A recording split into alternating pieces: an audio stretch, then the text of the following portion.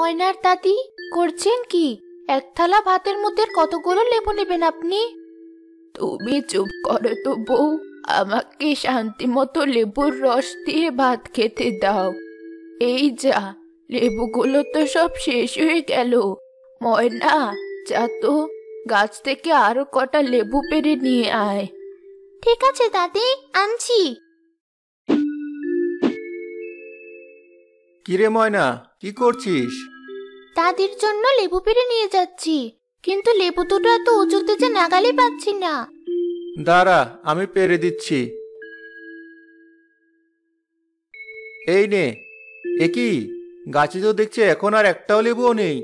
এতগুলো লেবু ছিল, সব শেষ। বাবা, তুমি তো জানোই দাদি লেবু ছাড়া ভাত খেতে চায় না।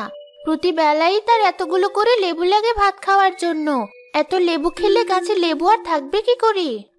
তা অবশ্য ঠিক বলেছিস। তোর দাদির জন্য বিশাল বড় একটা লেবুর গাছ লাগবে, যে লেবুর রস সহজে শেষ হবে না। ঠিক বলেছ বাবা, এমন লেবুর গাছ কোথায় পাওয়া যায়? দাদির জন্য এমন একটা লেবুর গাছ এনে বাড়িতে লাগাও। আরে পাগল, আমি তো মজা করছিলাম। অত বড় লেবুর গাছ বাস্তবে পাওয়া যায় নাকি? তুই এই লেবুগুলো তোর দাদির কাছে নিয়ে যা তাড়াতাড়ি, নয়তো তোর দাদি আবার রাগ করবে। ঠিক আছে বাবা, এখনই যাচ্ছি। আচ্ছা যা, তোর মাকে বলিস আমি বাজারে আছি।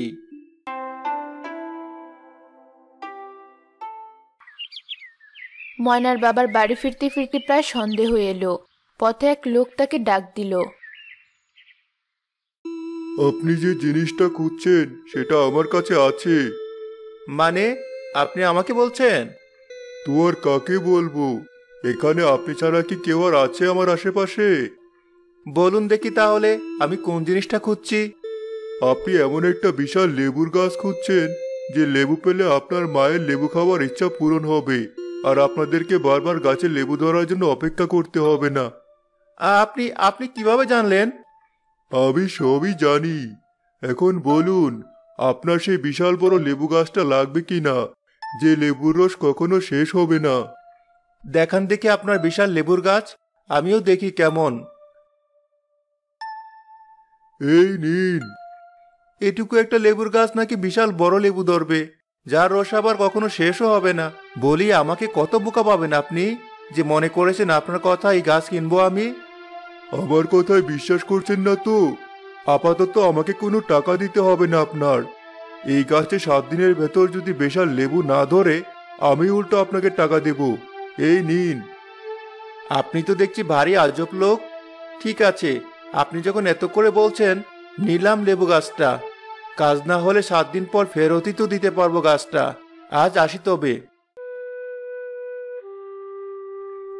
হা হা হা হা। যাক, এবার ওরা বুঝবে ঠেলা। তোমার হাতে ওটা কি গাছ বাবা? পাতা দেখে তো লেবু গাছ মনে হচ্ছে। ঠিক ধরেছিস, তোর দাদির জন্য তো ওই এক গাছের লেবু কম পড়ে যাচ্ছে, তাই ভাবলাম আরেকটা লেবুর গাছ আনি। কিন্তু বাবা, এটুকু একটা লেবু গাছে লেবু ধরতে তো অনেক সময় লাগবে, আর দেখে তো মনে হচ্ছে এই গাছে বেশি একটা লেবু ধরবেও না। না না, ধরবে। খুব ভালো জাতের লেবু গাছ এটা। তুই দেখিস, আমি গিয়ে গাছটা লাগিয়ে দিয়ে আসি।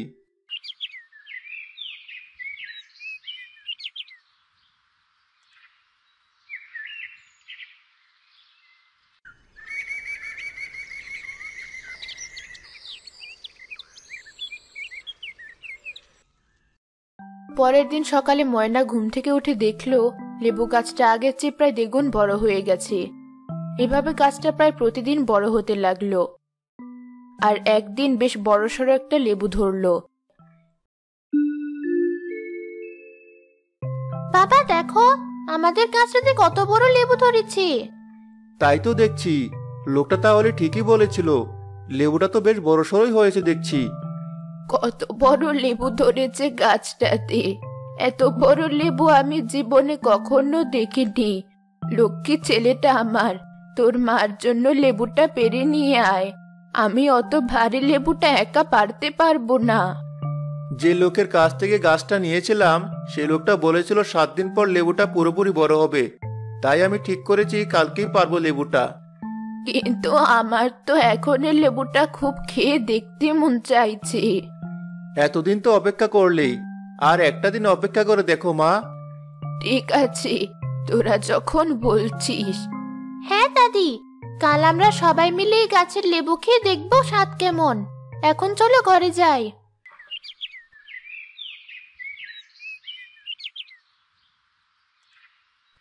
ওই বড় লেবুর রস খাবো বলে সারা রাত আমার চোখে এক ফোঁটাও ঘুম আসেনি। সকাল হয়ে গেছে তবুও ওদের কারোর ওঠার নাম নেই। এক কাজ করি, আমি একটা ছুরি দিয়ে লেবুটা খানিকটা কেটে রস বের করে আপাতত খেয়ে দেখি কেমন লাগে। পরে সময় হলে আমার ছেলে লেবুটা কেটে নিয়ে যাবে।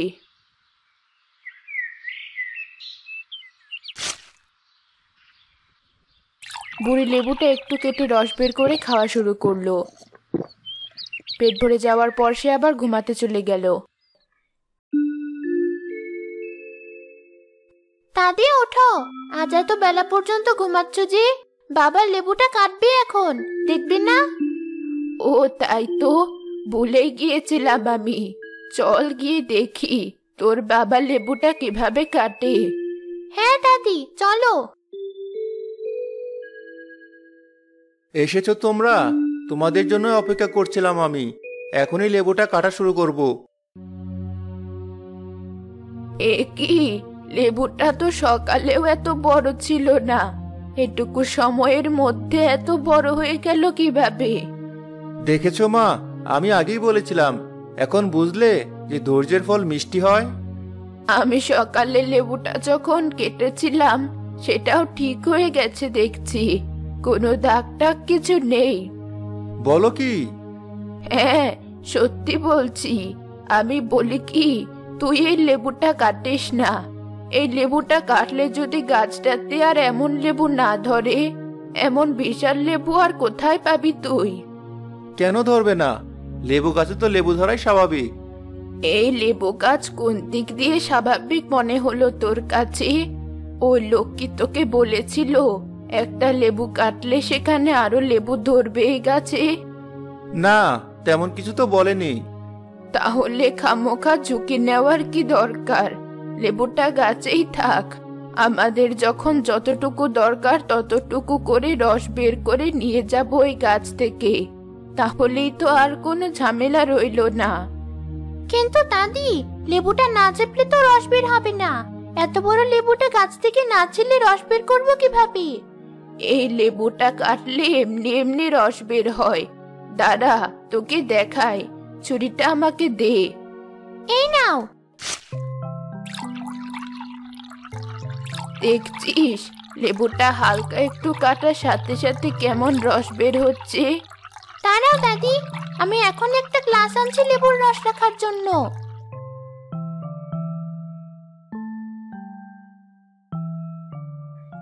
গ্লাসটা আমার হাতে দে, আরো কয়েকটা গ্লাস আন যা।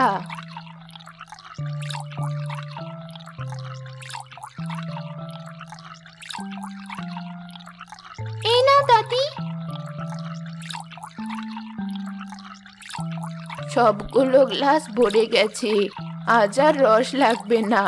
কাটা অংশটা আপাতত খড় দিয়ে আটকে রাখি, যেন সব রস বের না হয়ে যায়। হ্যাঁ দাদি, চলো। লেবুর রস দিয়ে যা যা বানানো যায় সব মাকে বানাতে বলবো আজ।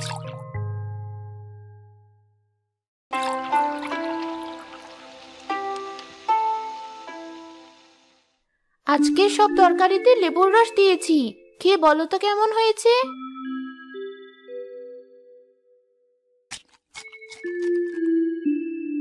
অনেক ভালো হয়েছে। এত মজার তরকারি আমি এর আগে কখনো খাইনি। তোরা এতদিনে বুঝলি লেবুর স্বাদ। দেখছিস তো কিসের জন্য আমি এত লেবু খাই। তুমি তো সবসময় অতিরিক্ত লেবু খাও দাদি, আর এই লেবুর স্বাদ যে কোনো সাধারণ লেবুর তুলনায় একেবারে ভিন্ন, সেটা তো তোমাকে মানতেই হবে। তা ঠিক বলেছিস। যাই হোক না কেন, তোরাও আমার মতো লেবুর কদর করা শিখেছিস। আর আমিও এমন এক লেবু পেয়েছি যে লেবুর রস কখনো শেষ হবে না। যে লোকটার কারণে এই লেবুর গাছ পেলাম তাকে ধন্যবাদ জানাতে হবে। আমি তো ওর কথা প্রথমে বিশ্বাস করে ওকে কোনো টাকাই দেইনি, কিন্তু এখন বুঝতে পারছি কত বড় অন্যায় করেছি। তুমি গিয়ে তাকে তার টাকাটা দিয়ে এসো। হ্যাঁ, বিকেলে আবার ওখানে যাব ভাবছি। বেশি করে টাকা পয়সা দিয়ে দিস ছেলেটাকে। আচ্ছা মা।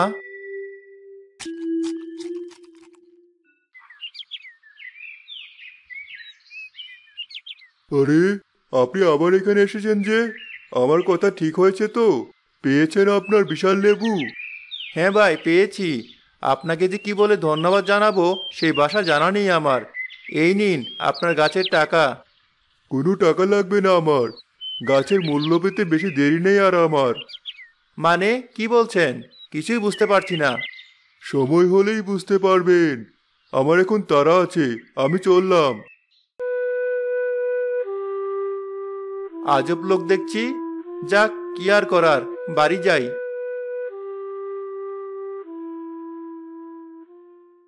ময়নাদের বাড়ির সবাই প্রতিদিন ওই বিশাল লেবুর রস খাওয়া শুরু করলো।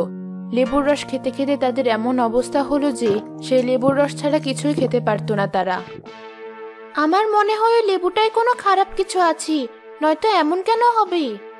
আমারও তাই মনে হয়। আমি আর লেবু লেবু করব না, তুই ওই লেবুটা কেটে ফেলে দে।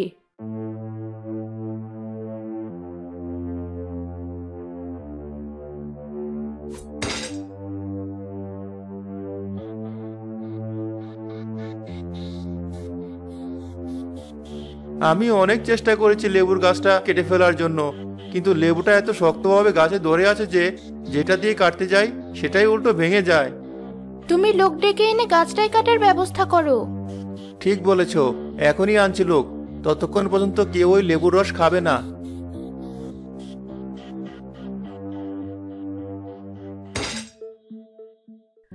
মা, বাবা লোক এনেছি, কিন্তু লোকগুলো গাছটা কাটতে পারছে না। কিন্তু আমার তো ওই লেবুর রস খেতেই হবে এখন। আমি আর থাকতে পারছি না। এ কি মা, আপনার চোখ মুখ এমন সবুজ হয়ে যাচ্ছে কেন? মা, দাদিকে এমন দেখাচ্ছে কেন? দাদি দেখছি বমি করাও শুরু করেছি। আমরা এখন কি করব? তুই সাধু বাবাকে ডেকে নিয়ে আয়। আমার মনে হয় সেই একমাত্র সমস্যার সমাধান দিতে পারবে।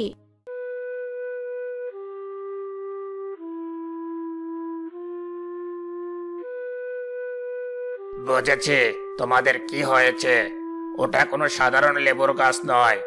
কেউ ওই লেবু গাছে জাদু করেছে বলে তোদের এই অবস্থা। ময়না, এই লেবু গাছটাতে ওই হাড়ের গুঁড়ো ছিটিয়ে দিয়ে আয়, তাহলেই তোর বাবা গাছটা কাটতে পারবে। জি সাধু বাবা।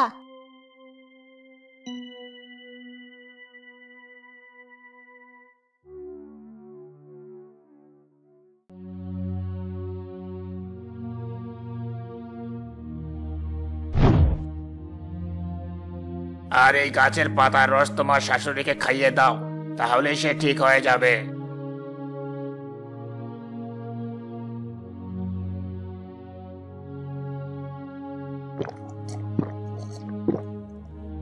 ধন্যবাদ সাধু বাবা, কিন্তু এই গাছটার সাথে এমন কে করলো? যার কাছ থেকে গাছটা পেয়েছিস সেই হয়তো এমন করেছে। জি সাধু বাবা, ওই লোকটাকে ধরে এনেছি। বল, আমাদের সাথে এমন কেন করেছিস তুই? আমাদের সামর্থ্য ছিল না বলে 1 বছর আগে আমার অসুস্থ ছোট ভাইটা আপনাদের গাছের একটা লেবু ছিঁড়ে খেতে চেয়েছিল। তখন আপনি কি বলেছিলেন মনে আছে?